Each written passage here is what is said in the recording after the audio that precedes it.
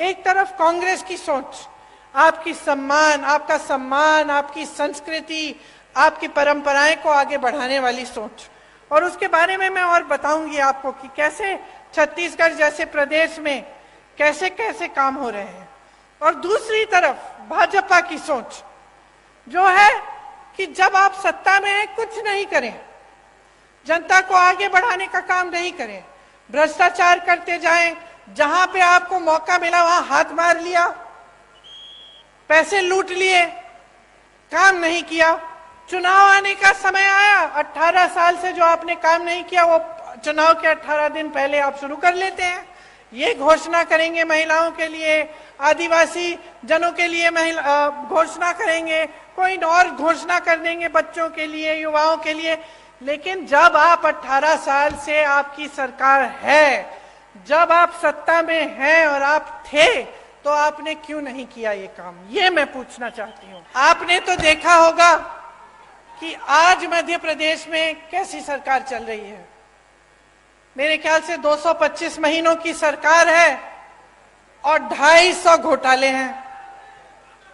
18 साल से सरकार चल रही है, 22,000 घोषणाएं की हैं। मंडला जबलपुर की जो सड़क है 10 साल से बन रही है, 10 साल से। पहले 4 लेन की बन रही थी, अब 2 लेन की बन रही है, लेकिन 10 सालों में बना नहीं पाए। वही मैं कह रही हूं, ढंग से नहीं बनी है। जो नेता होते हैं, राजनीति में आते हैं, किस लिए आते हैं? ज्यादातर तो ये भावना रख के आते हैं कि कुछ सेवा करेंगे, आपको आगे बढ़ाएंगे, और आपको भी उनसे कुछ उम्मीद रहती है कि ठीक है ये मेरे गांव का एक नेता है और मेरे लिए करेगा, है कि नहीं? लेकिन जब आपको दिखता है कि चाहे कुछ भी मंच पे आकर कुछ भी कह रहे हैं, आपको कुछ भी कहानियां सुना रहे हैं, लेकिन सच्चाई इनकी कुछ और है। आज देखिए क्या कह रहे हैं आपको कि आपको सिलेंडर देंगे 500 रुपए में, कह रहे हैं। अच्छा बहनों, आप में से कितनों के नाम में सिलेंडर है? आज नहीं है ना, परिवार के नाम में होगा सिलेंडर। अब जब आप सिलेंडर लेने जाती हैं तो क्या होता है, आप सोचती हैं कि चलिए अपने नाम में बदलवा दें, क्योंकि उन्होंने कहा है सिर्फ महिलाओं को मिलेगा। आप सोचती हैं कि चलो परिवार का सिलेंडर है, अपने नाम में डलवा दें। और जब डलवाने के लिए जाते हैं तो कितना मांगते हैं आपसे? 4,000 रुपए। तो पहले कहते हैं कि आपको मुफ्त में से, मतलब आपको 500 रुपए में सिलेंडर दे रहे हैं। ठीक है, उनको अच्छी तरह मालूम है कि ज्यादातर परिवारों का सिलेंडर महिलाओं के नाम नहीं है। फिर आप जब बदलने जाते हैं तो आपसे 4,000 रुपए मांगते हैं। और इसके ऊपर भी सोचिए, देखिए कांग्रेस की जब सरकार थी आपको 60 रुपए में राशन मिलता था कि नहीं मिलता था, और 425 रुपए में सिलेंडर मिलता था। इसका मतलब है कि 485 रुपए में आपको राशन भी मिल जाता था, सिलेंडर भी मिल जाता था। सच बात है। अब इन्होंने आपसे कहा कि चलो सिलेंडर हम आपको 500 में दे देते हैं, राशन आपको मुफ्त दे रहे हैं, ठीक है। और सिलेंडर आज तक, जब तक इन्होंने 500 की बात की, इतने सालों से इनकी सरकार चल रही थी, तो आपको कितने का मिलता था? 1125 रुपए का। तो हम दे रहे थे आपको 485 रुपए में सिलेंडर और राशन। इनके मुफ्त के राशन के साथ आपको 1125 में सिलेंडर मिल रहा था। तो नुकसान किसका हो रहा था? तो इन्होंने तो मार्केटिंग अच्छी कर ली, अभी भी कर रहे हैं। महिलाओं को 500 में सिलेंडर मिल जाएगा, मुफ्त में आपको राशन मिल रहा है, लेकिन असलियत क्या है इसको पहचानो। नुकसान अभी भी आपका हो रहा है।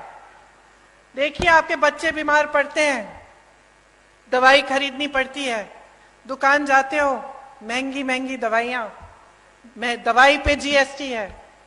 आपके छत पे से पानी गिर रहा है, छत को ठीक करना है, सीमेंट, कुछ भी आपको जिस चीज का इस्तेमाल करना होता है वो महंगा हो गया है, उस पे जीएसटी है। मेरे किसान भाई बहन, डीजल पे, पेट्रोल महंगा, डीजल महंगा, जो भी आप इस्तेमाल करते हैं उस पे जीएसटी है। तो कैसे गुजारा कर रहे हैं? कभी मैं सोचती हूँ, मुझे समझ में ही नहीं आ रहा आप गुजारा कैसे कर पा रहे हो। आपने सुना होगा कि हम बार बार कहते हैं कि जाति जनगणना होनी चाहिए। इससे पता चलेगा कि ओबीसी के कितने लोग हैं, दलित के कितने लोग हैं, अनुसूचित जनजाति के कितने लोग हैं इस देश में। और आप सोचिए कि भाजपा की जो देश में केंद्र में सरकार है, इसके बारे में बात नहीं करना चाहती। अरे हम तो यही कह रहे हैं कि गिनती तो करो। हम ये मांग कर रहे हैं कि गिनती करो, हमें बताओ। आप सोचो, आपका बड़ा परिवार है, बड़ा घर है, बड़ा परिवार है, बहुत सारे बच्चे हैं। अगर आपको मालूम ही नहीं कि कितने लड़के हैं, कितनी लड़कियां हैं, कितने बच्चे स्कूल जाने लायक हैं, कितने बड़े हैं, छोटे हैं, तो आपको ये जो गिनती है ये करनी जरूरी होती है कि नहीं होती है? कि आप जा रहे हो दुकान, कुछ खरीदना चाहते हो उनके लिए, तो जानना तो जरूरी है ना कि बहुत बड़ा परिवार है भाई, वो चाचा जी के 3 बच्चे हैं और मामा जी के 4 बच्चे हैं। जरूरी है कि नहीं? घर में जरूरी होता है अगर बड़ा परिवार होता है या बड़ा गांव होता है। अब हम कह रहे हैं देश में गिनती करो, हमें बताओ पिछड़ी जाति के कितने हैं, अनुसूचित जाति के कितने हैं, दलित कितने हैं, अनुसूचित जनजाति के कितने हैं। गिनती करो, तभी हमें पता चलेगा कि इनके साथ सही न्याय हो रहा है कि नहीं हो रहा है। क्योंकि आज न्याय नहीं हो रहा है। बिहार में ये गिनती की गई जिसे जनगणना कहते हैं, क्या पता चला? 84% लोग ओबीसी, दलित और अनुसूचित जनजाति के हैं, ये पता चला। अब जब देखा कि पद कितने कितने लोगों के पास है, बड़े बड़े पद, चाहे अधिकारी हो चाहे किसी भी क्षेत्र में हो, तो पता चला कि कहीं नहीं है।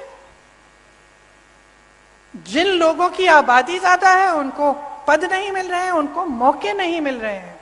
तो जब हम कहते हैं कि जाति जनगणना करो, हम सिर्फ ये कह रहे हैं कि भाई गिनती करो ताकि न्याय हो सके, ताकि जितने ओबीसी हैं उनको न्याय मिल सके, जितने अनुसूचित जनजाति के लोग हैं उनको न्याय मिल सके।